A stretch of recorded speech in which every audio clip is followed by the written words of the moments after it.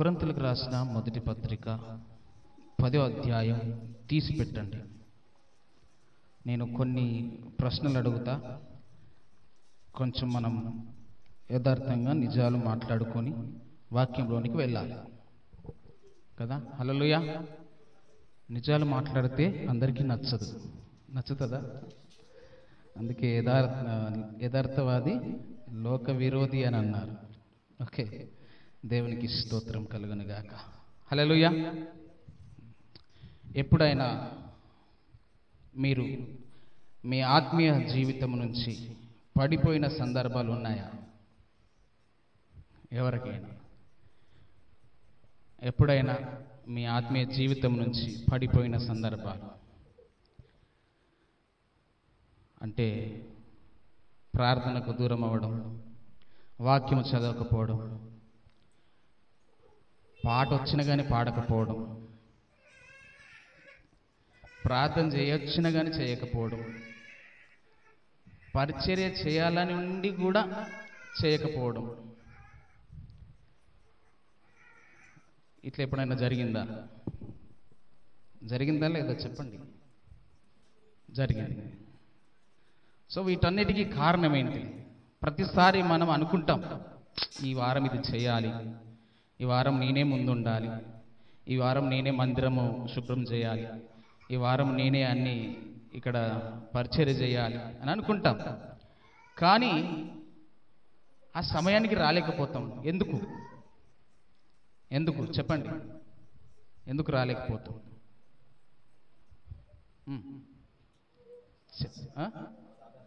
సాతాను రాని చరణ్ చెప్తున్నాడు, సాతాను రానిస్తలేడు. ఓకే, నిజమే. దేవుని సన్నిధికి ఎప్పుడైతే మనం అనుకుంటామో, వినండి జాగ్రత్తగా, ఎప్పుడైతే మనము ఈ వారం వెళ్ళాలి అని అనుకుంటామో, ఎప్పుడైతే మనము ఫస్ట్ ఉండాలి ఈ వారం అని అనుకుంటామో, ఎప్పుడైతే దేవుని సన్నిధిలో పరిచర్య చేయాలని ఎప్పుడైతే అనుకుంటామో, అప్పుడు కొన్ని ఆటంకాలు తీసుకొస్తాడు సాతానుడు. కొన్ని ఆటంకాలు చిన్న చిన్నవి, ఏదన్నా పని పెట్టడమో, లేతే ఎవరైనా వచ్చి పిలవడమో, ఏదైనా ఆశ చూపించడము కదా, ఇంట్లో ఏదైనా చిన్నగా సమస్య రావడము, ఏదైనా చిన్న గొడవ జరగడము, ఇలాంటివి జరుగుతూ ఉంటాయి. ఎందుకు? ఎప్పుడైతే నువ్వు అనుకుంటావో, ఎప్పుడైతే నువ్వు ఆలోచన కలిగి ఉంటావో దేవుని విషయమై, అప్పుడే వస్తాయి ఇవన్నీ. మనకు గ్రహించము వీటన్నిటిని. ఇంకా మెల్లమెల్లగా సమయం గడిచిపోతూ ఉంటే ఏం పోతాంలే అని కొంతమంది ఆగిపోతారు, కొంతమంది పనులకు వెళ్ళిపోతారు. ఎందుకు? ఇప్పుడే పనులున్నాయి, ఇప్పుడు కాకపోతే మళ్ళీ ఎప్పుడు దొరుకుతాయా? ఈ రోజున్న పని రేపు ఉండకపోవచ్చు, ఈ రోజున్న కూలి రేపు ఇవ్వకపోవచ్చు, ఈ రోజున్న వ్యాపారంలో లాభము రేపు ఉండకపోవచ్చు. కాబట్టి ఆదివారమే అన్ని మనకు ఆటంకాలు అనేటివి ఎదురవుతూ ఉంటాయి. అందుకనే ఆత్మీయ జీవితంలో మనం చాలాసార్లు పడిపోయామా లేదా? పడిపోయిన సందర్భాలు ఎన్నో ఉన్నాయి. కొన్ని తెలిసి, కొన్ని తెలియక, కొన్నిసార్లు తెలిసి, కొన్నిసార్లు తెలియక. ఇప్పుడు నేను అంటాను, ఈ సైడు పురుషులు కానీ, ఈ సైడు స్త్రీలు కానీ చాలామంది రాలేదు. ఇప్పుడు చెప్పండి, వాళ్ళు తెలిసి రాలేదా, తెలియక రాలేదా? మీరు చెప్పాలి. తెలిసి రాలే. ఏమని తెలుసు వాళ్ళకి? ఇవాళ ఆదివారం అని తెలుసు, ఇవాళ ఆరాధన దినము అని తెలుసు, ఇవాళ దేవుని మందిరానికి వెళ్ళాలి అని తెలుసు, సహవాసము కలిగి ఉండాలని తెలుసు, ప్రార్థన చేయాలని తెలుసు కదా, పరిశుద్ధమైన దినము అని తెలుసు, ఈ పరిశుద్ధ దినమును పాటించాలని తెలుసు. మరి ఇవన్నీ తెలిసినటువంటి ఆ యొక్క క్రైస్తవులే వాళ్ళు ఏమన్నా కొత్త వాళ్ళ? అది కాదు, పాత వాళ్ళే, అన్ని తెలిసిన వాళ్ళే. ఎందుకు రాలేకపోతున్నారు? మరి ఎందుకు రాలేదు అని అంటే వాళ్ళకి ఏమడ్డం వచ్చినాయి? పనులు, ఆటంకాలు. సో ఇప్పుడు కొత్తగా వచ్చే వాళ్ళు వీళ్ళని చూసి ఏం నేర్చుకోవాలి? తిమోతి చెప్పు. మనం కూడా పాతోళ్ళే పోతలేరు కదా. ఓ వారం పోకపోయినా ఏం పర్వాలేదు, పాతోళ్ళకే దేవుడు క్షమిస్తుండు. అట్లాంటప్పుడు మనం కూడా చేసుకోవచ్చులే అనుకునే వాళ్ళు ఉంటారా ఉండరా చెప్పండి. ఎస్. అందుకనే మనం ఏం చేయాలంటే, చాలాసార్లు మీరు ఎవరినైనా కదిలియండి ఈ సందర్భంలో, ఆదివారమే మాకు పనులు వచ్చినాయండి, ఆదివారమే మమ్మల్ని వీళ్ళు పిలిచారండి, ఆదివారమే మాకు పంచాయతీలు ఉన్నాయండి, ఆదివారమే మాకు పెళ్ళిళ్ళు ఉన్నాయండి, ఆదివారమే మాకు ఫంక్షన్ వచ్చిందండి కదా, ఆదివారమే మంచి లాభాలు ఉన్నాయంట, ఆదివారమే మంచి గిరాకీ అవుతుందంట కదా. ఆదివారం అన్నిటికీ ఆదివారం కదా. చాలాసార్లు ఆదివారం అనేది గవర్నమెంట్ మనకి హాలిడే ఇచ్చారు. అప్పటికి పరిశుద్ధ గ్రంథములో 6 రోజులు పని చేసుకొని 7వ రోజు విశ్రాంతి దినము, విశ్రమించండి లేదా దాంట్లో మీరు గడపండి, దేవుణ్ణి గణపరచండి అని 7వ దినాన్ని దేవుడు ఆశీర్వదించాడు. ఏం చేశాడు? 7వ దినాన్ని దేవుడు ఆశీర్వదించాడు. పాత నిబంధన గ్రంథంలో మీరు చూసినట్లయితే పరిశుద్ధ దినము, ఆరాధన దినము ఎప్పుడై ఉన్నది అని అంటే అది శనివారం అయి ఉన్నది. ఎప్పుడై ఉన్నది? మరి ఆదివారం ఎందుకు వచ్చింది అని అంటే, క్రొత్త నిబంధనకు వచ్చిన తర్వాత యేసుప్రభు లోకానికి వచ్చి ఆయన చనిపోయి సమాధి చేయబడి తిరిగి 3వ దినాన అనగా ఆదివారము, ఆరాధన దినం, పునరుత్థాన దినమున ఆదివారము నాడు ఆయన లేచాడు. కాబట్టి అందుకనే మనం చదువుకుంటాం కదా, ఆదివారము ఇంకనూ చీకటిగా ఉన్నప్పుడు మగ్దలేని మరియయు మరియొక వారు పరిగెత్తుకొని సమాధి యొద్దకు వెళ్ళిరి అని మనం చదువుకున్నాం. అవునా? ఇవన్నీ మనకు తెలుసు. సో అప్పటి నుంచి మనకు ఆరాధన దినం ఎప్పుడైంది? ఆదివారం, పునరుత్థాన దినం, సజీవుడై లేచినటువంటి దినం. సో దాన్ని కూడా గవర్నమెంట్ వారు ఏం చేశారు? ప్రతి ఒక్కరికి ఆదివారం హాలిడే ఇచ్చారు. అవునా కదా? గవర్నమెంట్ వారు ప్రతి ఒక్కరికి ఆదివారం హాలిడే ఇచ్చారు, సెలవు దినం ఇచ్చారు. ఐటీ కంపెనీలో డ్యూటీ చేసే వాళ్ళకు కూడా, సాఫ్ట్వేర్ ఉద్యోగస్తులకు కూడా సాటర్డే సండే సెలవు ఉంటుంది. సాటర్డే సండే సెలవు ఉంటుంది.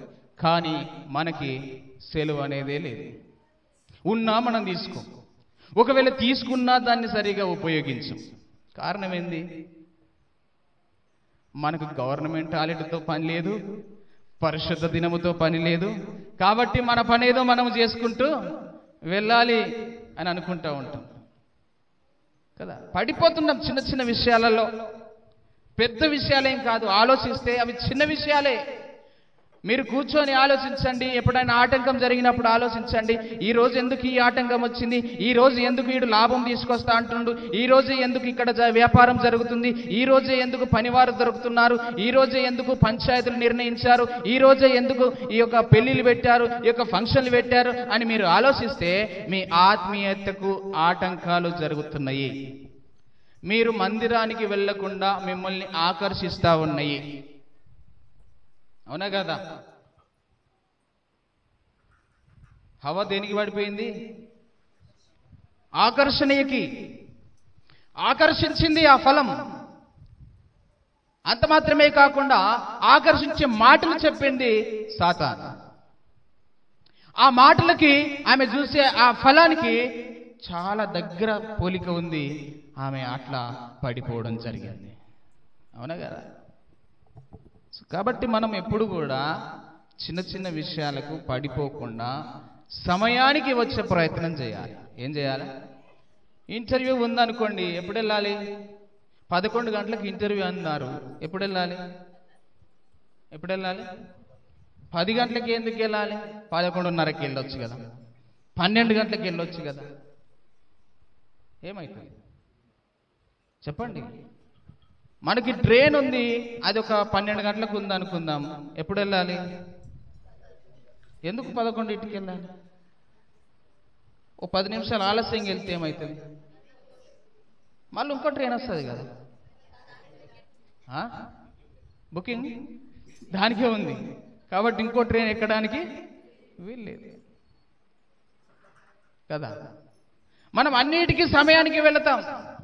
ఎవరైనా కలవడానికి వెళ్ళేటప్పుడు 10 నిమిషాలు ముందే వెళ్తాం, అర్ధగంట ముందే వెళ్తాం.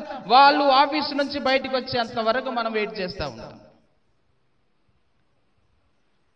అన్నిటికీ ఫస్టే, అన్నిటికీ ముందే. కానీ మందిరం అనేసరికి ఆలస్యం జరుగుతుంది. ఎందుకు? మెల్లగా పోదాంతి, నిర్లక్ష్యం కదా, మెల్లగా పోదాంతి. ఏమవుతుంది మనం ముందు పోతే? చాలామంది వస్తారు కదా, వాళ్ళు అయిన తర్వాత ఇంకా కొంతమంది ఎట్లుంటారు అంటే ఇంకా పాటలు అయిపోయినాక పోదాం మెల్లగా అనుకుంటారు. కొంతమంది ఇప్పుడే ఆరాధన వాక్యం స్టార్ట్ అయింది, ఆరాధన చేసేటప్పుడు పోదాం అనుకుంటారు కదా. ఇంకా కొంతమంది ఏమనుకుంటారంటే ఆరాధన వాక్యం ఏముంది, సెకండ్ మెసేజ్కి వెళ్ళొచ్చు కదా, అప్పుడు బాగుంటుంది అని ఇంకా కొంతమంది రకరకాలుగా ఉన్నారు. సో వీటన్నిటికీ మూలం ఏంటిదని అంటే సాతానుడు మనల్ని గైడ్ చేస్తున్నాడు, రాంగ్ రూట్లో నడిపిస్తున్నాడు. రాంగ్ రూట్లో వెళ్ళేవానికి ఫైన్ పడుతుందా లేదా? ఫైన్ పడుతుంది, మీకు కూడా పడుతుంది. అందరికీ రాంగ్ రూట్లో వెళ్ళే వాళ్ళకి, ఆలస్యంగా వచ్చే వాళ్ళకి పడుతుందా లేదా? కాబట్టి వాక్యంలో ఒక మాట ఉంది, నేను చెప్పాను కదా, మీరు కొరింథీ పత్రిక తీసారా? 10వ అధ్యాయం, 1 కొరింథీ 10వ అధ్యాయం 12వ వచనం చదువుకొని ముందుకు వెళదాం.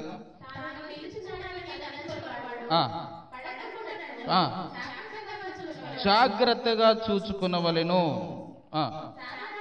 సాధారణముగా మనుషులకు కలుగు శోధన తప్ప మరి ఏదియూ మీకు సంభవింపలేదు.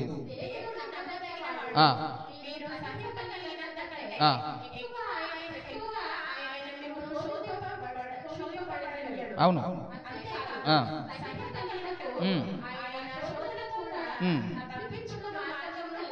ప్రైజ్ ది లార్డ్, హల్లెలూయా. ఇక్కడ చాలా విషయాలు రాశాడు పరిశుద్ధాత్మ దేవుడు. ఇక్కడ మనం గమనించినట్లయితే ఈ యొక్క 10వ అధ్యాయంలో ఇజ్రాయెల్ ప్రజల గురించి మాట్లాడుతూ వారు ఏ విషయంలో పడిపోయారు, ఏ విషయంలో తప్పిపోయారు, ఎందుకు పడిపోయారు, అవన్నిటిని గుర్తు చేస్తూ మీరు అట్లా ఉండకుండి, మీరు అలాగ ఉండకుండా జాగ్రత్తగా చూసుకోండి అని చెప్పి రాస్తున్నాడు.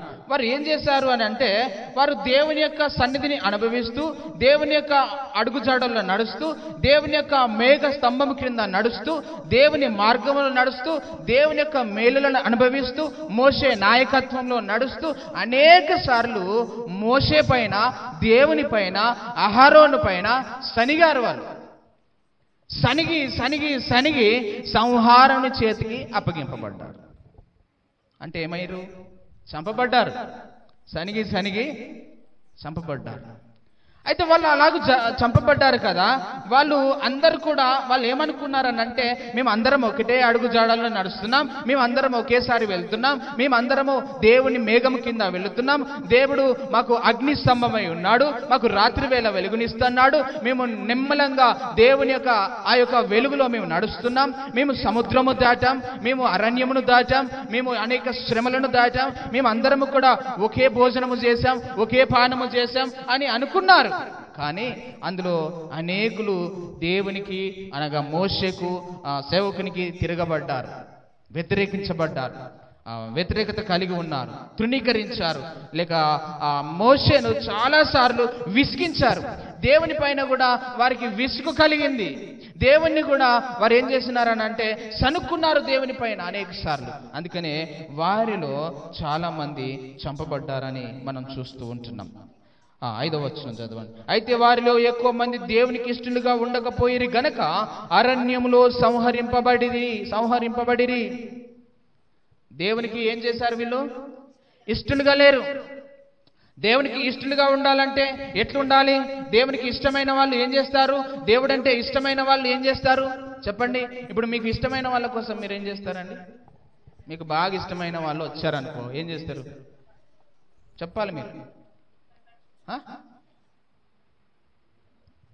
మీకు బాగా ఇష్టమైనటువంటి వాళ్ళు, మీకు చాలా దగ్గరగా ఉన్నటువంటి వాళ్ళు, మీ మనసుకు నచ్చినటువంటి వాళ్ళు, ఇక వాళ్ళు కలిసినప్పుడు మీరు ఎక్కువ సమయం వాళ్ళతో ఉంటారా ఉండరా? ఖచ్చితంగా ఉంటారు. వారు మాట్లాడుతున్నప్పుడు మీకు వేరే ఆలోచనలు వస్తాయా? వేరే పనులు పెట్టుకుంటారా? పనులు తర్వాత చేసుకోవచ్చు, కానీ ఈ వ్యక్తి పోతే మళ్ళీ ఎప్పుడు వస్తాడో? చాలా ఇంపార్టెంట్, చాలా ముఖ్యమైన వ్యక్తి, చాలా ఇష్టమైన వ్యక్తి. ఈ కొద్ది సమయం నీతో గడుపుతా అని ఆమెతో గడుపుతాం, లేక ఆమెతో గడుపుతాం కదా. మరి దేవుని సన్నిధిలో ఎందుకు గడపలేకపోతున్నాం? దేవునితో మనం ఎందుకు ఉండలేకపోతున్నాం? దావీదు భక్తుడు అంటున్నాడు, అలాగే కోరాహు కుమారులు అంటున్నారు, నేను నీ సన్నిధిలో ఉంటే చాలు, నీతో గడుపుతే చాలు, నీ మాటలు వింటే చాలు అని వారు మాట్లాడుతున్నారు. మనం ఎందుకు దేవుని సన్నిధిలో గడపలేకపోతున్నాం? మనం అనుకుంటున్నాం కావచ్చు, నేను అయితే ఆదివారం వస్తున్నా, నేను బల్లలో పాలు పొందుతున్నా, నేను ఆరాధన చేస్తున్నా, నేను పాట పాడుతున్నా, నేను ఇది చేస్తున్నా, నేను అది చేస్తున్నా, నేను పరిచర్య చేస్తున్నా, ఇంకేం కావాలి? నా వంతు నా కానుక కూడా నేను దేవునికి సమర్పిస్తున్నా, నేను అన్ని చేస్తున్నా అని అనుకుంటున్నావేమో. ఒకవేళ నువ్వు దేవునికి ఇష్టంగా లేకపోతే, నీవు కూడా సంహారుని చేతికి అప్పగింపబడతావు. మరణదూతకు అప్పగిస్తాడు దేవుడు. మరి ఎట్లా ఇష్టంగా ఉండాలి? ఏ విధముగా ఇష్టం కలిగి ఉండాలి అని అంటే, నువ్వు వచ్చుడు పోవుడు కాదు, నువ్వు కానుక ఇవ్వడం ఇవ్వకపోవడం ముఖ్యం కాదు, నువ్వు పాట పాడడం పాడకపోవడం ముఖ్యం కాదు, ప్రార్థించడం ప్రార్థించకపోవడం ముఖ్యం కాదు, ఆరాధించడం ఆరాధించకపోవడం ముఖ్యం కాదు. కానీ ఆయన ఏమైతే నీకు చెప్పుతున్నాడో దాని ప్రకారంగా నువ్వు చేస్తే ఆయనకి ఇష్టడుగా ఉంటావు. అవునా కదా? చెప్పింది చేసేవాడు ఇష్టడుగా ఉంటాడా? చెప్పిన దానికి వ్యతిరేకంగా చేసేవాడు ఇష్టడుగా ఉంటాడా? చెప్పండి. చెప్పింది చేసేవాడికే వారే ఇష్టలుగా ఉంటారు. ఒక పని చెప్తే ఇంకో పని చేసింది అనుకో, ఇష్టమవుతుందా? కాదు. 2 సార్లు అలాగే జరిగి 3 సార్లు అలాగే జరిగిన తర్వాత కూడా మళ్ళీ అతనికి పని అప్పచెప్తామా? ఎందుకు? వీడు చెప్పింది చేయక ఇంకొకటి చేస్తుంటారు, వీనితో పెద్ద తలనొప్పి ఉంది నాకు అని చెప్పి మనం పక్కకు పెట్టేసి ఇంకో వ్యక్తికి మనం పని అప్పగిస్తాం. అవునా కాదా? అవునా కాదా? సౌలుకి ఏం చెప్పాడు దేవుడు? నువ్వు ఆగు, దైవజనుడు వచ్చే వరకు ఆగు, సమూయేలు వస్తాడు, ఆయన వచ్చిన తర్వాత నీకు నువ్వు ఏం చేయాలో అది చెప్తాడు, ఆయన చేస్తాడు ఆ బలులు అర్పించడానికి. నువ్వు ఏమాత్రం కూడా తొందరపడకు అన్నప్పుడు ఆయన ఏం చేసిండు? దైవజనుడు వచ్చేదాకా నేను ఆగల్లా, నేను ఎవరిని? నేను రాజును. ఇప్పుడు దైవజనుడు వచ్చేదాకా నేను ఎందుకు ఆగాలి అని చెప్పి దైవజనుడు రాకముందే ఏం చేసిండు? బలి అర్పించిండు. అప్పుడు దేవుడు మాట్లాడాడు. దేవుడు ఏమన్నాడు? ఒకడు దహన బలులను అర్పించుట కంటే మాట వినుట శ్రేష్టము. నువ్వు చెప్పింది చేయలేదు సౌలు, నువ్వు చెప్పింది చేయలేదు. చెప్పింది చేయకుండా నువ్వేం చేశావు?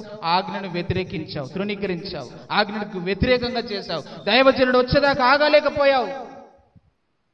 దైవజనుడు చేయవలసిన పనిని నువ్వు చేశావు అని చెప్పి దేవుడు ఏం చేశాడు? ఆయనకున్నటువంటి ఆ యొక్క పోస్టును తీసుకుపోయి ఎవరికి ఇచ్చాడు?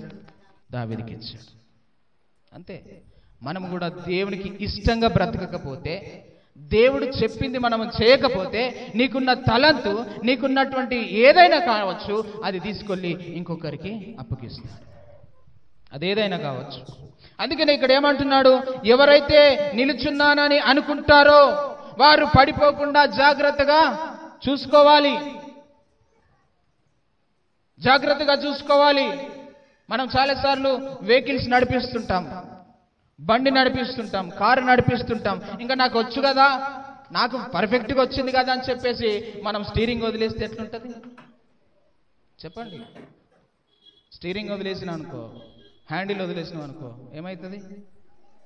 పడిపోతాం. అందుకే వచ్చింది కదా అని చెప్పేసి పడిపోకుండా జాగ్రత్తగా చూసుకోవాలి. నిలబడ్డాను అని నువ్వు అనుకుంటున్నావు, వచ్చింది అనుకుంటున్నావు, నాకు తెలుసు అనుకుంటున్నావు, కానీ నీకు తెలియని చాలా ఉన్నాయి, నీకు రానివి ఇంకా చాలా ఉన్నాయి. చాలా మంది డ్రైవింగ్ చేస్తారు, అందరూ చేస్తారు, కానీ దాంట్లో ఉన్న మెలకువలు అందరికీ తెలియదు. దాంట్లో ఉన్న రూల్స్ అందరికీ తెలియదు. ఏంది? నడపొచ్చిందా అంటే నడపొచ్చింది అంతే, పని వచ్చిందా అంటే వచ్చింది అంతే, చేస్తున్నామా అంటే చేస్తున్నాం అంతే. కానీ దాంట్లో ఉన్న మెలకువలు మనకు అర్థం కావాలి. అందుకనే ఎవరైతే నిలుచున్నానని అనుకుంటారో వారి పడిపోకుండా జాగ్రత్తగా చూసుకోవాలి. ఎందుకు అనంటే ఎక్కువ సార్లు ఎవరు ఎక్కడ ఎప్పుడు పడిపోతారు అని అంటే శోధనలో పడిపోతారు. ఎక్కడ పడిపోతారు? శోధనలో పడిపోతారు. ఈ శోధన ఎట్లొస్తుంది? ఏ రకంగా అయినా రావచ్చు, ఎవరి ద్వారానైనా రావచ్చు, నీ ఇంట్లోల ద్వారా నుంచి రావచ్చు, నీ పక్కోళ్ళ ద్వారా రావచ్చు,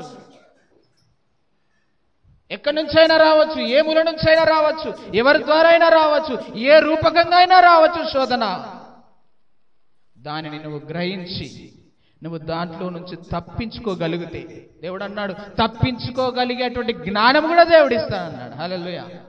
తప్పించుకునే మార్గము కూడా దేవుడు ఏర్పాటు చేస్తున్నాడు. ఆ మార్గాన్ని మనం గుర్తించలేకపోతున్నాం, అర్థం చేసుకోలేకపోతుంటున్నాం. శోధన వచ్చిందా, ఆ శోధనలో పడిపోయే అవకాశాలు ఎక్కువగా మనకు కనిపిస్తుంది. అందుకే ఆయన అంటున్నాడు, సాధారణముగా మనుషులకు కలుగు శోధన తప్ప మరి ఏదియో మీకు సంభవింపలేదు. మనుషులకు వచ్చేటివే వస్తాయి మనకి. మనం ఎవరము? మనం పశువులమా? మనుషులమే కాబట్టి మనుషులకు వచ్చేటివే వస్తాయి.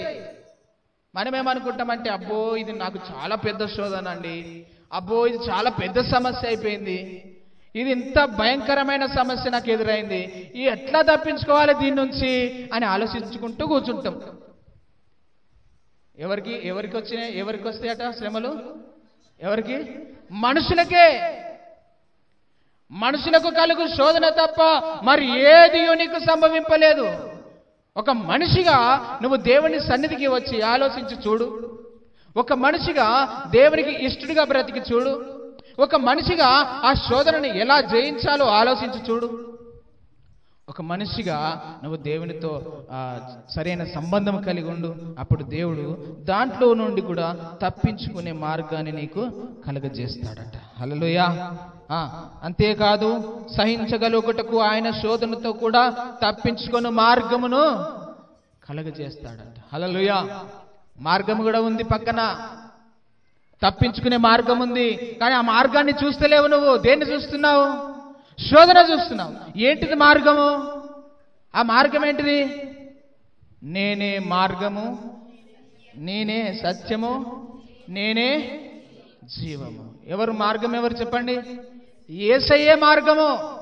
యేసయ్య దగ్గరికి వస్తే ఏ శోధనైనా ఉంటుందా? యేసయ్యను ఆశ్రయిస్తే ఏ శోధనైనా నీ దరికి వస్తుందా?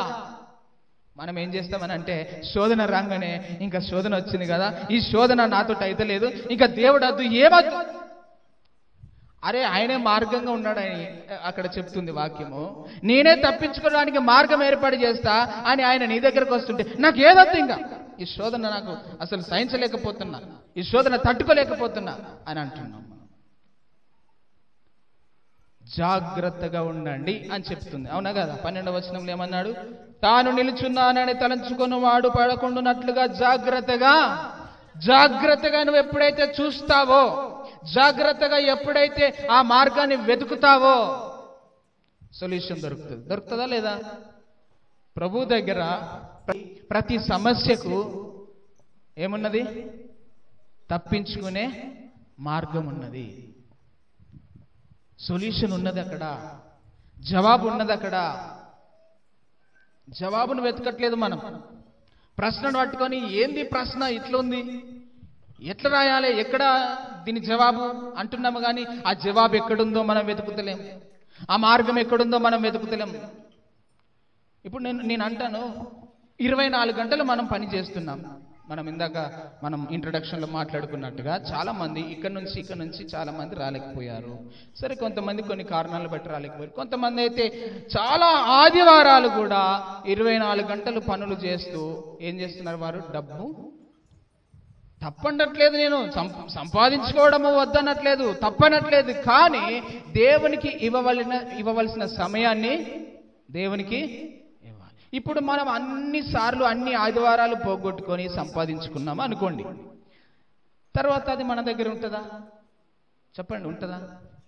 దేవుని వాక్యం ఏం చెప్తుందని అంటే, మనము ఎప్పుడు కష్టపడి సమకూర్చుకొని దేవునికి సమయం ఇవ్వకుండా, దేవుని ఆరాధనకు మనం వెళ్లకుండా, దేవుని మందిరానికి సమయం ఇవ్వకుండా, ఆదివారము పునరుత్థాన దినమని తెలిసి దానిని మనం గణపరచకుండా, ప్రతిసారి ఎప్పుడు చూసినా మనము దాని వెనుక పరిగెడుతుంటే అది ఒక దినాన అన్యుల పాలవుతుంది అని ఉంది. ఒక దగ్గర మీ డబ్బు, మీ సొమ్ము అన్యుల పాలవుతుంది అని ఉంది. అన్యుల పాలంటే నువ్వు నీకేదన్నా రోగం రావచ్చు, ఏదైనా సమస్య రావచ్చు.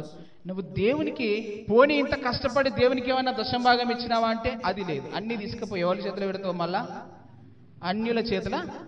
ఇంకో మాట ఏముందని అంటే, ఇంత సంపాదించినా కానీ ఏమి మిగులుతలేదు అని అంటే అది ఎక్కడేస్తున్నాం మనము?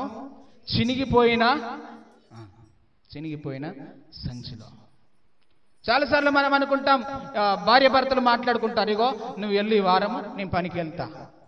భార్య అనవచ్చు, ఒకవేళ భర్త ఒక వారం అనవచ్చు, ఇగో ఈ వారం నువ్వు వెళ్ళు నేను పనికి వెళ్తా. ఏమవుతుంది? ఒకరు చర్చికి వెళ్దాం, ఒకరు పనికి వెళ్దాం. ఇద్దరం పోవడం అవసరమా? ఇద్దరం పోతే పని ఎవరు చేయాలి? అవునా కాదా? చెప్పరు. ఇద్దరం పోతే పని ఎట్లా? పాస్టర్ చేస్తాడా? పోయిన సంఘం వచ్చి చేస్తుంది, ఎవరు చేయరు. కాబట్టి మన పని మనమే చేసుకోవాలి కనుక నువ్వు ఈ వారం పో, నేను ఈ వారం పొలం కాడికి పోతా. మళ్ళీ ఏమవుతుంది? మళ్ళీ వచ్చే వారం ఇగో ఈ వారం నేను పోతా పొలం కాడికి, ఈ వారం నువ్వు చర్చికి. ఇది బాగుంటుంది. ఇట్లా దేవుని వాక్యం ఏం చెప్తుందనంటే, నీవు నీ కుటుంబముతో సహా దేవుని సన్నిధికి రావాలి అని ఉంది. ఉందా లేదా? నీ కుటుంబముతో సహా దేవుని సన్నిధిలో ఉండాలి. యెహోషువ ఏమన్నాడు? నేను నా ఇంటి వారును యెహోవాను సేవించడం. మీరేమన్నా గారి మాకు సంబంధం లేదు అన్నాడు ఆయన. మీరు ఎవరినన్నా ఆశ్రయించారు, మాకు సంబంధం లేదు, కానీ నేను నా ఇంటి వారైతే యెహోవాను సేవిస్తాం అని యెహోషువ అంటే, లేదు మేము ఒకరం వస్తాం ఒకరము కదా, మనది ఇట్లా. కుటుంబంతో సహా దేవుని సన్నిధిలో ఉంటే మనము పడిపోకుండా జాగ్రత్తగా చూసుకోవచ్చు. కుటుంబంతో దేవుని సన్నిధిలో మనం గడిపితే ఈ కొన్ని క్షణాలు, ఈ 2 గంటలు లేక ఈ 2.5 గంటలు దేవుని సన్నిధిలో మనం గడిపితే సమయంలో కూడా మనం ఆయనకు దశమ భాగం ఇచ్చినట్టే. అవునా కదా? కుటుంబంతో దేవుని సన్నిధిలో గడిపితే మనకు వచ్చే సమస్యలకు ఒక సొల్యూషన్ అనేది దొరుకుతుంది, ఒక మార్గం అనేది దొరుకుతుంది, ఒక జవాబు అనేది దొరుకుతుంది, ఎట్లా దీని నుంచి బయటపడాలి అనేది దొరుకుతుంది. అలా కాకుండా మనము దేవునికి సమయం ఇవ్వకుండా మనం వెళుతున్నాము కాబట్టి అనేక సార్లు అనేక కుటుంబాలలో సమస్యలు ఇంకా అలాగే ఉండిపోతున్నాయి. అవునా కదా? అందుకనే పడిపోకుండా నీవు ఏం చేయాలట? జాగ్రత్తగా చూసుకోవాలి. ఒక ఇల్లు కట్టేటప్పుడు దాన్ని ఎంతో జాగ్రత్తగా కట్టుకుంటాం. మనం కట్టుకుంటామా లేదా? ఒక రూమ్ వేసుకున్నాం అనుకోండి, ఒక రూమ్ వేసుకున్నాం, దానికి ఎన్ని పిల్లర్స్ వేస్తాం మనము? ఒక్క రూమ్ వేసుకున్నాం, ఎన్ని వేస్తాం చెప్పండి? 4 పిల్లర్స్ వేసుకుంటాం. 4 మూలలకు 4 పిల్లర్స్ వేసుకుంటాం. దాని మీద స్లాబ్ వేస్తాం. ఒకవేళ ఈ పిల్లర్స్ కనుక మనం వేయకుండా ఏమవుతుందిలే స్లాబ్ పోసుకుందాం అని అనుకుంటుంటుందా? ఉండదు, ఎన్నటికి కూడా ఉండదు, కూలిపోతుంది అది. అవునా కదా? అందుకనే మనము ఇల్లు కట్టేటప్పుడు మన పునాది అనేది చాలా జాగ్రత్తగా వేసుకుంటాం, గట్టిగా ఉండేటట్టుగా చూసుకుంటాం, చాలా లోతుగా ఉండేటట్టుగా చూసుకుంటాం. అంత మాత్రమే కాకుండా 4 పిల్లర్స్ కూడా మంచిగా ఉండాలని చూసుకుంటాం. మరి క్రైస్తవ జీవితంలో కూడా మరి మనకి నిలబడడానికి 4 పిల్లర్స్ కావాలి. మన కుటుంబం అనగా మన ఇల్లు కూడా, ఈ గుడారం కూడా నిలబడాలంటే ఒక 4 పిల్లర్స్ అవసరమై ఉంటుంది. ఉంటుందా ఉండదా? ఏది నిలబెట్టాలన్నా 4 అయితే అవసరం, 4 అయితే అవసరం. సో కాబట్టి మన జీవితంలో ఒక 4 విషయాలలో మనం జాగ్రత్తగా మనం ఉంటే గనక, ఆ 4 విషయాలలో మనం జాగ్రత్తగా మనం ఉంటే గనక మనం పడిపోకుండా జాగ్రత్తగా ఉండగలుగుతాం. రైట్? ఒకటి మనం చూస్తే 4 విషయాలను మనం ఒకసారి మాట్లాడుకుంటే గనక, పరిశుద్ధత విషయములు మనం జాగ్రత్తగా ఉండాలి, పరిశుద్ధత కలిగి ఉండాలి, పరిశుద్ధత కలిగి ఉండాలి. ప్రతి క్రైస్తవుడు పరిశుద్ధత అనేది కలిగి ఉండాలి. పరిశుద్ధత ఎందుకు ఉండాలి? పరిశుభ్రంగా ఉంటే సరిపోదా? అర్థమవుతుందన్న మాట. పరిశుద్ధత ఎందుకు ఉండాలి? పరిశుభ్రంగా ఉంటే సరిపోదా? పరిశుద్ధతకు తేడా ఉంది, ఉందా లేదా? పరిశుభ్రత అంటే ఏంటిది? శరీరానికి సంబంధించి లేకపోతే మంచి బట్టలు వేసుకొని నీట్గా ఉండడం. మన ఇంటి చుట్టూ మన పరిసరాలను మనం ఎట్లా ఉంచుకుంటాము? పరిశుద్ధంగా ఉంచుకుంటామా? పరిశుభ్రంగా ఉంచుకుంటామా? పరిశుభ్రంగా ఉంచుకుంటాం. రైట్? మరి పరిశుద్ధత దేనికి? మన ఆత్మలో పరిశుద్ధత కావాలి. మన హృదయంలో పరిశుద్ధత కావాలి. పరిశుద్ధమైన మనసు కలిగి దేవుని సన్నిధికి రావాలి. పరిశుద్ధుడైన దేవుణ్ణి ఆరాధించడానికి పరిశుద్ధమైనటువంటి మనసు కలిగి దేవుని సన్నిధికి మనం రావాలి. మొదటిది పరిశుద్ధత. రెండవది ప్రార్థన. రెండవది ఏంటిది? ప్రార్థన. ప్రార్థన కలిగి మనం జీవించాలి. ప్రార్థన అన్నిటికీ మూల ఆధారం. ప్రార్థన లేకపోతే మనం ఖచ్చితంగా పడిపోతాం. ప్రార్థనలో ఎన్నో సమస్యలను మనము జయించవచ్చు. ప్రార్థన ద్వారా ఎన్నిటినో మనము ఓడించవచ్చు. ప్రార్థన ద్వారా ఎన్నిటినో మనము జయించగలగవచ్చు, ఎన్నిటినో సంపాదించుకోవచ్చు. ప్రార్థన అనేది కూడా మన జీవితాలకు, క్రైస్తవునికి ముఖ్యంగా అవసరమైనది. రెండవది ప్రార్థన. మూడవది ఏమిటంటే సహనం.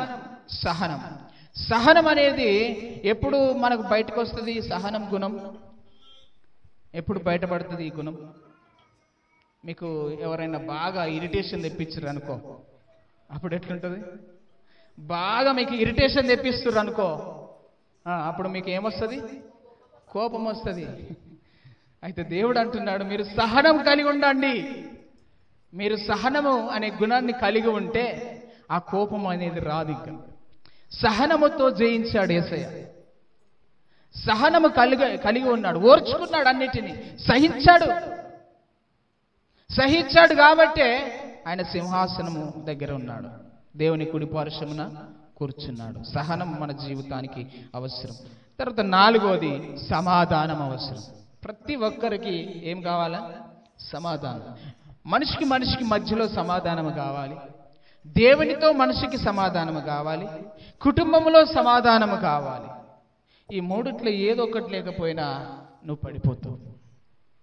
అవునా కదా? పడిపోతామా లేదా? చెప్పండి. రైట్. పరిశుద్ధత గురించి మనం మాట్లాడుకుందాం.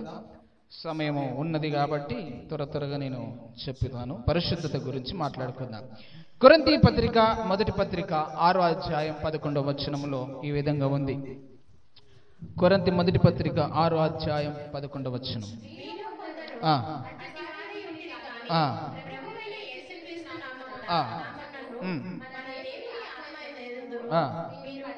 కడగబడి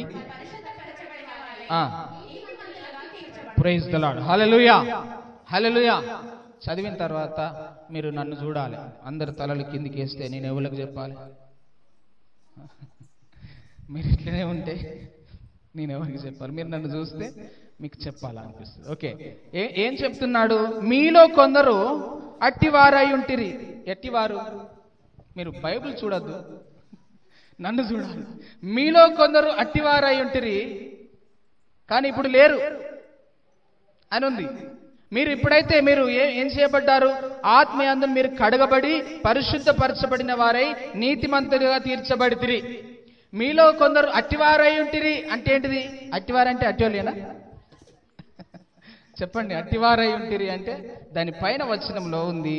9వ వచనం నుంచి మనం చదివితే, అన్యాయస్తులు దేవుని రాజ్యమునకు వారసులు కానేరని మీకు తెలియదా? నెంబర్ 1, మనం ఎలాంటి వారమో, ఒకప్పుడు చెప్పాలి. మీరు ఎందుకు చెప్తలేరు? అన్యాయస్తులం. అవునా కాదా?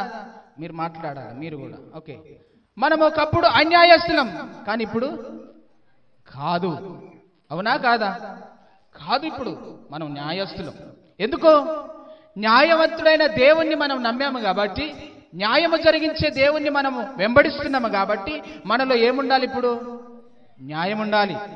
అన్యాయం అసలే ఉండదు. ఒకవేళ అన్యాయం ఉంది అనుకో ఇప్పటికీ, ఇప్పుడు మనం మళ్ళీ ఎవరం మళ్ళా అట్టివారమే అయి ఉన్నాం, అలాంటి వారమే అయి ఉన్నాం. రైట్. నెక్స్ట్ రెండవది, మోసపోకుడి, జారులైనను, విగ్రహారాధికులైనను, వ్యభిచారులైనను, ఆడంగితనము గలవారైనను, పురుష సంయోగులైనను, దొంగలైనను, లోపులైనను, త్రాగుబోతులైనను, దూషకులైనను, దోచుకుని వారైనను దేవుని రాజ్యమునకు వారసులు కానేరరు.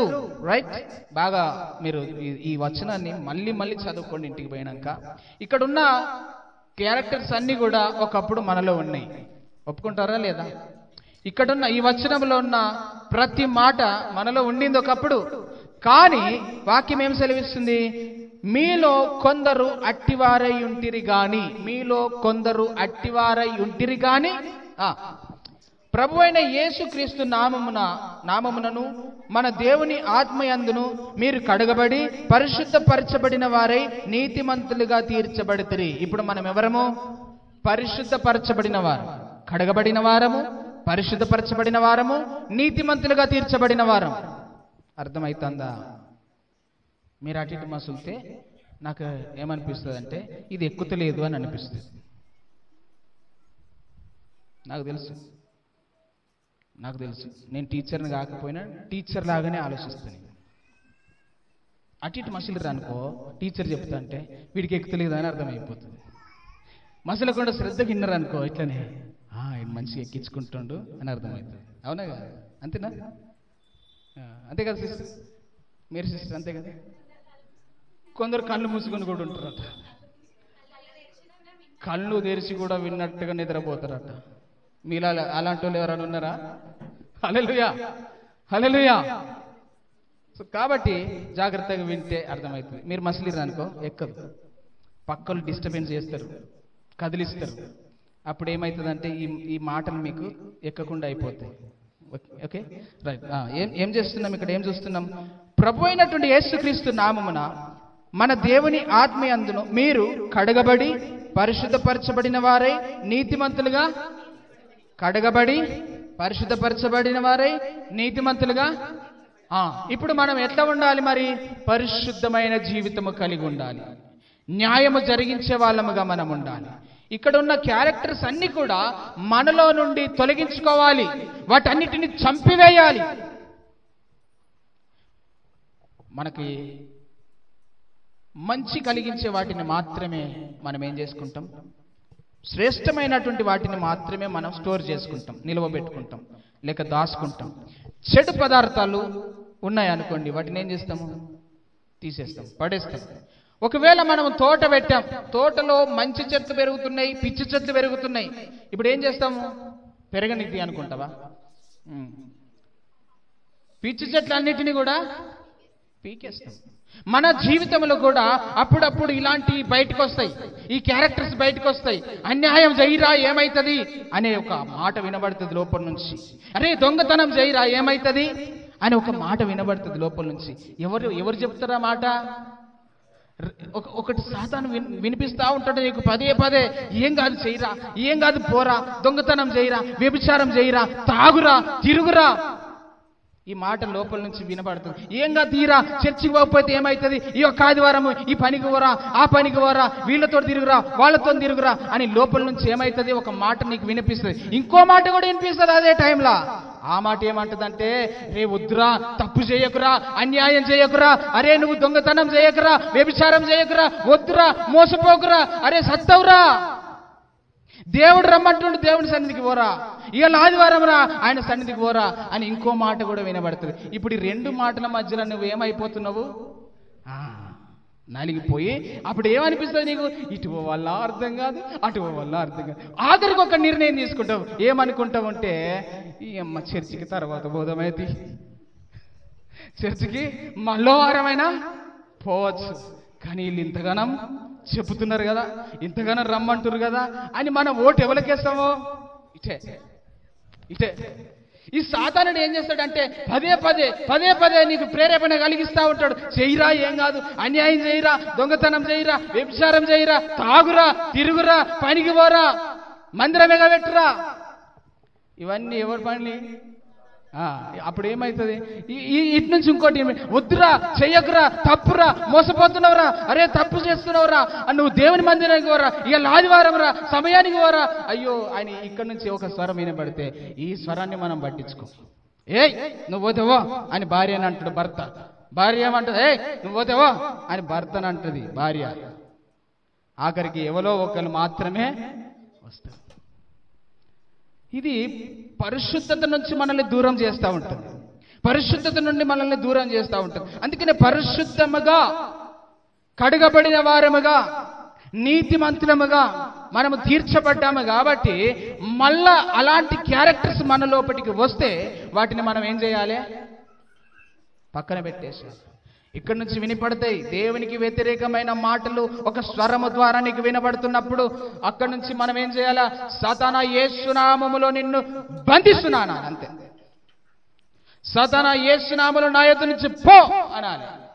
అప్పుడు ఇంకోసారి ఆ స్వరం నీకు ఒకవేళ వినబడ్డదానికి మళ్ళా అదే ప్రార్థన చేయాలి. ఏ సాతానా యేసు నామములో నిన్నేం చేస్తున్నా?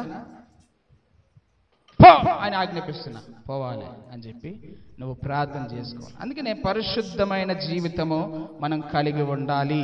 ఓకే, తర్వాత పేతురు పత్రికలో మనం చూస్తే మొదటి పేతురు పత్రిక 1వ అధ్యాయం 14వ వచనం నుంచి 16వ వచనం వరకు చూద్దాం. నేను పరిశుద్ధుడనై ఉన్నాను గనుక మీరును పరిశుద్ధులై ఉండుడని వ్రాయబడి ఉన్నది. కాగా మీరు విధేయులకు పిల్లలై మీ పూర్వపు అజ్ఞాన దశలో మీకుండిన ఆశలను అనుసరించి ప్రవర్తింపక మిమ్మును పిలిచిన వాడు పరిశుద్ధుడైన ప్రకారము మీరును సమస్త ప్రవర్తన యందు పరిశుద్ధులై ఉండుడి. హల్లెలూయా, హల్లెలూయా. గట్టిగా చెప్పాలి నిద్రపోయేటోళ్ళు. హల్లెలూయా, ప్రైజ్ ది లార్డ్. హల్లెలూయా. ఏం చెప్తుంది వాక్యము? నేను పరిశుద్ధుడనై ఉన్నాను కాబట్టి మీరును పరిశుద్ధులై ఉండుడి అని రాయబడి ఉన్నది. కాబట్టి ఏం చేయాలి మీరు? కాగా మీరు విధేయులకు పిల్లలై మీ పూర్వపు అజ్ఞాన దశలో మీకుండిన ఆశలను అనుసరించి ప్రవర్తింపక, మీ పూర్వపు అజ్ఞాన దశలో మీకుండిన ఆశలను అనుసరించి ప్రవర్తింపక. అర్థమవుతుందా? మీకుండిన అరే చెప్పరు, మీకుండిన అజ్ఞాన దశలో, పూర్వము మీకుండిన అజ్ఞాన దశలో మీరు అన్నిటిని అనుసరించారు, అన్ని చేశారు, అన్నిటి ప్రకారంగా ప్రవర్తించారు. ఇప్పుడు కూడా అట్లనే చేస్తే మిమ్మల్ని ఏమనాలి? ఇప్పుడు ఏమనాలి చెప్పండి? అరే చెప్పరేంది? అజ్ఞానులు అంటారు. అట్లనే చేసిర్రు అనుకో, అదే ప్రకారంగా చేసిర్రు. పూర్వం చేసిర్రంటే సరే అయిపోయింది, పూర్వం గతం గతః కదా. అప్పుడు ఏమైంది? దేవుడు మనల్ని ప్రేమించి మన కోసం రక్తం చెందించి మన కోసం ప్రాణం పెట్టి సమాధి చేయబడి తిరిగి లేచి మనకున్నటువంటి అజ్ఞాన దశను తొలగించి వాటన్నిటిని మన నుంచి దూరపరిచి పరిశుద్ధతను మనకు కలగజేశాడు. కాబట్టి ఆయన అంటున్నాడు, నేను పరిశుద్ధుడై ఉన్న ప్రకారము మీరును పరిశుద్ధులై ఉండండి. పరిశుద్ధుడైన దేవుడు సెలవిస్తా ఉన్నాడు. నేను పరిశుద్ధుడిగా ఉన్నాను కాబట్టి మీరు కూడా చెప్పండి, మీరు కూడా పరిశుద్ధులై ఉండండి. ఒక తండ్రి మంచివాడు అనుకోండి, పిల్లల్ని ఎట్లా పెంచుతాడు? మంచిగా పెంచుతాడా చెడ్డగా పెంచుతాడా? చెప్పండి. అరే నేను మంచినిరా, నువ్వు చెడ్డగా ఉండరు, ఏం కాదు, ఏమవుతుంది? అరే నాకు మంచి పేరుందిరా సమాజంలో, నువ్వైతే చెడిపో, ఏం కాదు అంటాడా తండ్రి? ఏమంటాడు? ఏదన్నా తప్పు చేసినావు అనుకో, అరే ఏందిరా నాకున్న పేరు చెడగొడుతున్నావు, నువ్వు నాకు మంచి పేరుందిరా సమాజంలో, మంచిగా బతుకురా, మంచి పేరు సంపాదించుకో, నాణ్యత ఉండు, నా పేరు నిలబెట్టు అంటాడా అనడా? దేవుడు అది చెప్తుండు. దేవుడు ఏమంటుండు? నేను పరిశుద్ధుడనై ఉన్న ప్రకారం మీరు కూడా. లేదు ప్రభువా, మేము అప్పుడప్పుడు పరిశుద్ధంగా ఉంటాం, అప్పుడప్పుడు అన్యాయం చేస్తాం, అప్పుడప్పుడు అక్రమాలు చేస్తాం, అప్పుడప్పుడు దేవుని సన్నిధిలో కనబడతాం. ఏమనుకోకంటే ఏమంటాడు దేవుడు? పాస్టర్ అందించి చూసినావా? అక్రమము చేయవారులారా నా యొద్ద నుండి పండి అంటాడు. అప్పుడు ఏడిపోతావు.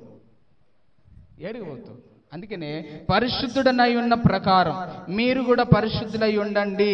మీకు ఉన్నటువంటి అజ్ఞాన దశలో మీకుండిన ఆశలను అనుసరించి ప్రవర్తించారు ఒకప్పుడు. ఇప్పుడు కూడా అవే ఆశలు కావాలి, అలాగనే మేము ప్రవర్తించాలి అని అనుకుంటే ఇంకా మనకు పరిశుద్ధత ఎందుకు? పరిశుద్ధుడైన దేవుడు ఎందుకు? మందిరం ఎందుకు? ఆరాధన ఎందుకు? ఆదివారం వచ్చుడు ఎందుకు? ఇంతసేపు కూర్చునుడు ఎందుకు? అవునా కాదా? మేము అప్పుడప్పుడు వస్తాము, ఆదివారం మాత్రమే పరిశుద్ధంగా ఉంటాం, తర్వాత ఉండమని అంటే ఎందుకు నువ్వు వచ్చి దండుగా కదా, టైం వేస్ట్ కదా, స్థలం వేస్ట్ కదా, అవునా కదా? చెప్పండి. అందుకే నేను ముందే చెప్పిన, మీరు మొక్కలు మళ్ళా డల్లుగా పెట్టకూర్రి, నిజాలు మాట్లాడితే చేదుగుంటాయి. కదా. యథార్థవాది లోకానికి ఏమవుతాడు? విరోధి. యథార్థంగా మాట్లాడితే అందుకనే మీరు ఫేస్ డల్గా పెట్టద్దు, కొంచెం స్మైల్ తోటి ఉండండి. వాక్యం ఏం చెప్తుంది? అప్పుడు మీకుండిన అజ్ఞాన దశలో మీకుండిన ఆశలను అనుసరించి నడిచారు. ఇప్పుడు కాదు, ఇప్పుడు వదిలేసేయండి. ఆల్రెడీ మిమ్మల్ని పరిశుద్ధపరిచిన, మళ్ళా నేను అదే దశలో పోతా, నేను మళ్ళా అజ్ఞాన దశలోనే ఉంటా, మళ్ళా నేను 2002లోనే ఉంటా అంటే ఎట్లయ్యా? మళ్ళా నేను 90sలోనే ఉంటా, ఆ 1990లోనే మంచిగా ఉండే, ఇప్పుడు ఈ 2024 వచ్చి 25 వచ్చి కరోనా తెచ్చే మధ్యలో 20ల 2 సార్లు కరోనా వచ్చే అంత ఆగమాగం అయిపోయింది. అప్పుడే బాగుండే, 1990లో బాగుండే కదా అనుకుంటే ఎట్లా? ఇంకా 90లోనే ఉంటావా? నేను అది మనం ఏమంటున్నామంటే, మా తాత తెల్లగుర్రం ఎక్కిండు, నేను కూడా ఎక్కుతా ఇప్పుడు అంటే ఎట్లయితే అప్పుడు తెల్లగుర్రం ఎక్కిండు. ఇక ఇప్పుడు కొంతమంది ఎట్లా అంటారంటే, అరే అప్పుడు సైకిల్ మీద పోయిర్రా, ఇప్పుడు నువ్వు కూడా పో సైకిల్ మీద అంటే ఎట్లయితే చెప్పు? అప్పుడు నడుచుకుంటూ పోయారు, ఇప్పుడు కూడా పోదామంటే వస్తావా? మరి నడుస్తావా? ఇప్పుడు ప్రతి ఒక్కరికి బండి కావాలి, బండి లేని ఎవరు రారు. సంవత్సరాలు మారుతున్నాయి, క్యాలెండర్స్ మారుతున్నాయి కదా, కాలాలు మారుతున్నాయి. ఇంకా మనం ఎప్పుడు మారుతాం మరి? అందుకనే వాక్యం సెలవిస్తుంది, మీకున్న అజ్ఞాన దశలో మీకుండిన ఆశలను అనుసరించి నడిచారు, ఇప్పుడు నడవద్దట్లా. ఇప్పుడు మీరు పరిశుద్ధులుగా ఉండాలి. ఎందుకనంటే నేను పరిశుద్ధుడని గనుక మీరు పరిశుద్ధులై ఉండండి ఉండండి అని ప్రభు సెలవిస్తున్నాడు. దేవుడు చెప్తున్నాడు, పరిశుద్ధుడైన దేవుడు చెప్తున్నాడు. ఎవరైనా ఎవరికైనా ఈ మాట చెప్పారా? ఎవరైనా ఎవరికైనా ఇలాంటి మాట చెప్పుంటారా? మనకు ఒకప్పుడు యేసు ప్రభు పరిచయం కాకముందు, మనము యేసు ప్రభు నమ్మక ముందు ఈ మాట ఎప్పుడైనా విన్నామా? మనం వినలే. కానీ దేవుడు అంటున్నాడు, నేను పరిశుద్ధుడను. ఆయన అన్నాడు, ఛాలెంజ్ చేశాడు, నాలో తప్పుందా చూపిస్తావా? నాలో తప్పుందని మీలో ఎవరైనా చూపించగలడా అని సవాలుగా నిలబడ్డాడు. వెతికినా దొరకలే. దొరకక ఏదో ఒకటి చెప్పి ఆయనను సిలువకి రాయి, దొరుకుతలేడు తప్పులని ఏదో ఒకటి చేసి తప్పులు మోపారు, కానీ తప్పు ఆయన చేయలేదు, ఆయనలో తప్పు లేదు. ఉందని చెప్పగలుగుతారా? ఒక్కరిలో పరిశుద్ధత ఉన్నదా అని వెతికి చూస్తే ఉన్నదా? ఎవరైనా చెప్పారా నేను పరిశుద్ధుడిగా ఉన్నా, నువ్వు పరిశుద్ధంగా ఉండని చెప్పారా? ఎవరైనా చెప్పలే. కానీ దేవుడు అంటున్నాడు, నేను పరిశుద్ధుడను, నేను రోషము కలిగిన దేవుడును, నువ్వుండు నాలాగా, నా పేరు నిలబెడతావా? పడగొడతావా? దేవుడు చెప్తున్నాడు, నేను పరిశుద్ధుడను, నా నామమును నీకు ఇచ్చా, మీరు పరిశుద్ధంగా ఉండండి, నా పేరు నిలబెట్టండి. హల్లెలూయా. తర్వాత కీర్తనల గ్రంథములో 139వ కీర్తన, ఇది మనందరికీ తెలుసు, బాగా పరిచయమైన కీర్తన. దాదాపుగా 1 నుంచి 12 వచనాలు గనక మనం చదివితే, దావీదు కీర్తనకారుడు అంటాడు, ఎక్కడికి పోయినా కానీ నీ నుండి నేను తప్పించుకోలేకపోతున్నాను అని అంటాడు. నీ పరిశుద్ధత నుండి నేను తప్పించుకోలేకపోతున్నా అని అంటాడు. ఒక్కసారి 139వ కీర్తన చూడండి.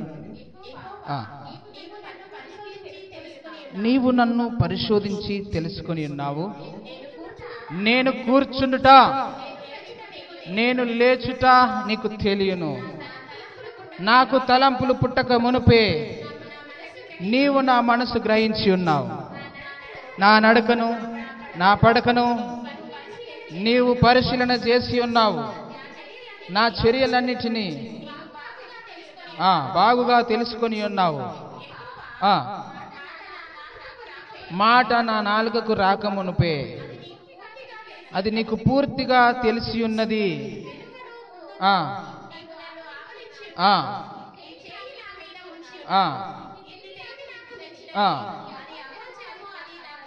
చాలు, ఒక్క నిమిషం. ఇక్కడ దేవుడు చెప్తున్నాడు, వినండి చరణ్. నీవు కూర్చుండుట, నీవు లేచుట, ఇంకా నీవు కూర్చుండుట, నీవు లేచుట, నీకు తలంపు రాకమునుపే, ఇవన్నీ కూడా ఎవరికి తెలుసట? దేవునికి తెలుసు.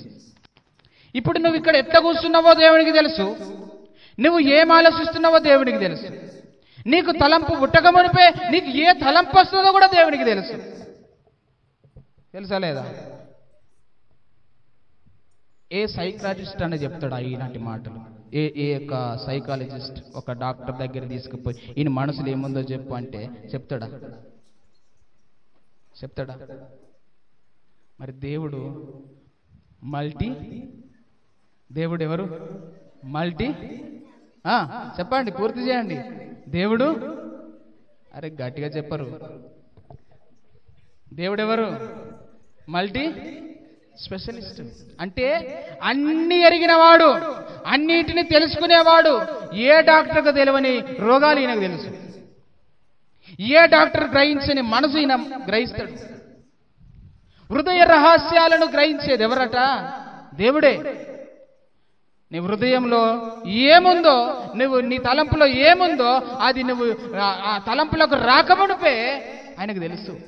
నువ్వు ఇప్పుడు ఏం ఆలోచించుకుంటున్నావో తెలుసు, ఏం ఆలోచించబోతున్నావో తెలుసు, ఏం మాట్లాడబోతున్నావో కూడా ఆయనకు, నీ మాట నాలుక మీదకి రాకమునుపే ఆయనకు తెలుసు.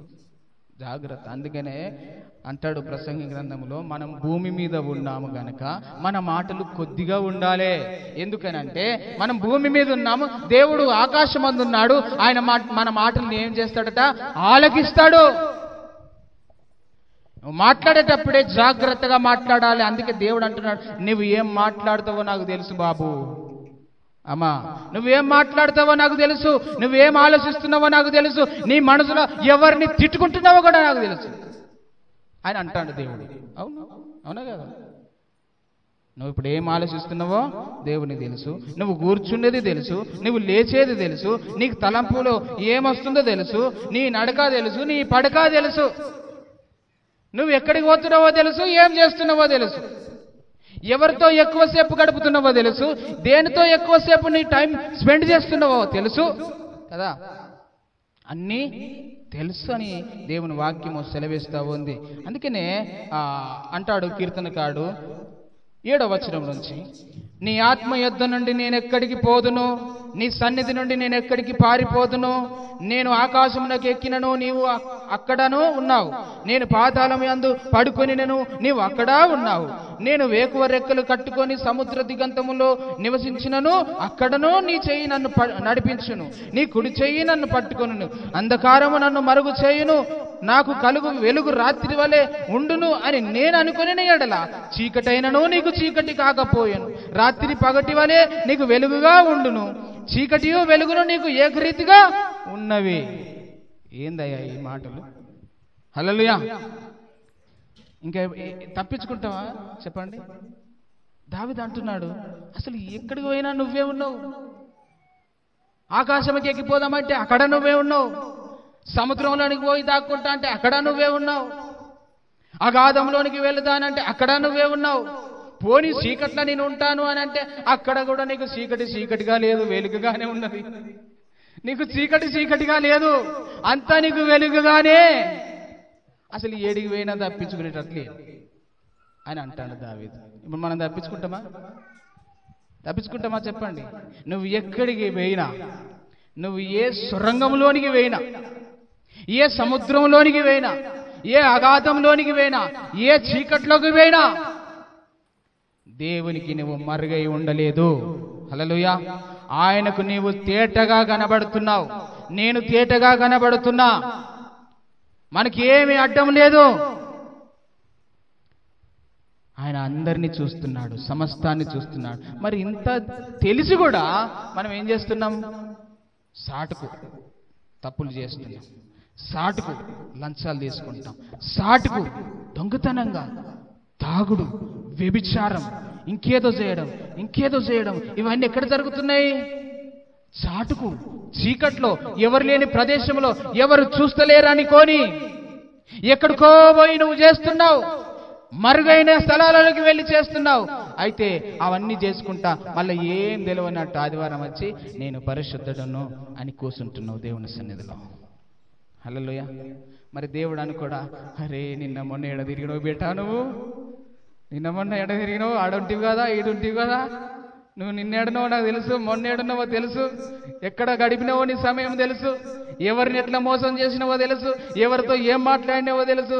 అబ్బా ఇప్పుడు వచ్చి ఎంత ముందు కూర్చున్నావు బిడ్డ కదా దేవుడు అనుకుంటాడు కదా, అవునా కదా? అబ్బా అబ్బా అబ్బా అబ్బా నిన్న మొన్న నీ జీవితాన్ని చూస్తే ఎట్లుండే, ఇవాళ మంచిగా పరిశుద్ధులు లెక్కచ్చి కూర్చున్నావు, పరిశుద్ధురాలు వచ్చి కూర్చున్నావు, ఎంత ముద్దు కూర్చున్నావు అని అనుకుంటొచ్చునా లేదా? దేవుడు అనుకుంటాడా లేదా? అబ్బా నిన్న మొన్న ఏం తిట్టినావు నీ మనసులో గాళ్ళను, నిన్న మొన్న నీ నోటి నుంచి ఏం మాటలు వచ్చినాయి, నిన్న మొన్న ఏం మాట్లాడుతీవి, ఏం ఆలోచిస్తీవి, ఏం చేస్తీవి. అబ్బా అబ్బా అబ్బా ఇవాళ వచ్చి ఎంత చక్కగా పరిశుద్ధురాలుగా పరిశుద్ధుడిగా కూర్చొని దేవుని వాక్యం వింటున్నావా బిడ్డ అని అనుకుంటొచ్చునా లేదా? దేవుడు అనుకుంటుంటాడా లేదా? చెప్పండి. మరి ఇంత తెలిసిన మనము మళ్ళా తప్పు చేస్తుంటే దేవుడు ఏం చేయాలి ఇంకా మనల్ని? అందుకే చెప్తున్నాడు, మీకుండిన పూర్వపు అజ్ఞాన దశలో మీకుండిన ఆశలను అనుసరించి మీరు ఇంతకు ముందు నడుచుకున్నారు, మళ్ళా అట్లనే చేస్తా అంటే ఎట్లా బిడ్డ? పరిశుద్ధంగా ఉండురి, నేను కూడా పరిశుద్ధుడను అంటాడు దేవుడు. పరిశుద్ధుడను నేను, మీరు పరిశుద్ధంగా ఉండండి. మీరు ఎక్కడికి పోయేది నాకు తెలుసు, ఏం చేసేది తెలుసు, ఎక్కడ దాగినా నాకు తెలుసు. నువ్వు అనుకుంటున్నావు నేను తప్పించుకుంటాను అని, నా నుండి నిన్నెవరు తప్పించలేరు, తప్పించుకోలేవు. నువ్వు పోలీసుల నుంచి తప్పించుకోవచ్చు కదా,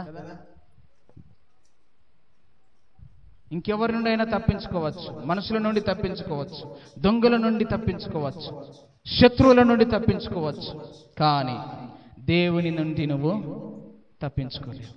దేవుని చేతిలో పడుట బహుభయంకరము. హల్లెలూయా హల్లెలూయా. రహస్యమైన స్థలంలోకి వెళ్ళి తప్పులు చేస్తున్నావేమో, పరిశుద్ధతను పోగొట్టుకుంటున్నావేమో, జాగ్రత్త. నిలబడ్డానని అనుకొని నువ్వు పడిపోతున్నావేమో, పడిపోకుండా జాగ్రత్తగా చూసుకో, నిన్ను నువ్వు కాపాడుకో. నాకంతా తెలుసు అని అనుకోక, ఎప్పుడు ఏమైతుందిలే, ఒక వారం పోకపోతే ఏమైతుందిలే అని అనుకోకు, ఒక అర్ధ గంట ఆలస్యంగా పోతే ఏమైతుందిలే అని అనుకోకు, నేను పరిచర్య చేయకపోతే ఏమవుతుందిలే అని అనుకోకు, నేను పాట పాడకపోతే ఏమవుతుంది అనుకోకు, ప్రార్థన చేయకపోతే ఏమవుతుంది అనుకోకు, ఆరాధించకపోతే ఏమవుతుంది అనుకోకు. నువ్వు దేవునికి ఇష్టడుగా ఉండాలని దేవుడు కోరుతున్నాడు. నువ్వు దేవుని దగ్గర పరిశుద్ధంగా ఉండాలని కోరుతున్నాడు. నీ పరిశుద్ధతను నువ్వు దేవుని సన్నిధిలో, సమాజంలో, సంఘములో, అనేకుల ఎదుట నీ పరిశుద్ధతను కాపాడుకోమని దేవుడు చెప్తున్నాడు. అందుకనే మనం పరిశుద్ధతను కాపాడుకోవాలి. పరిశుద్ధత కలిగి మనం ఉండాలి.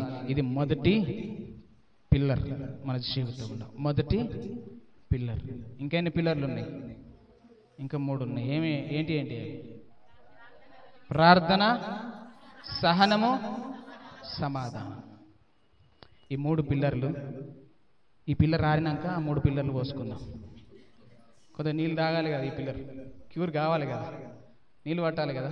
ఈ వారం అంతా నీళ్ళు పట్టుకొని వచ్చే వారం 3 పిల్లర్లు వేద్దాం. హల్లెలూయా. దేవుడు వాక్యం దీవించును గాక. ప్రార్థన చేసుకుందాం.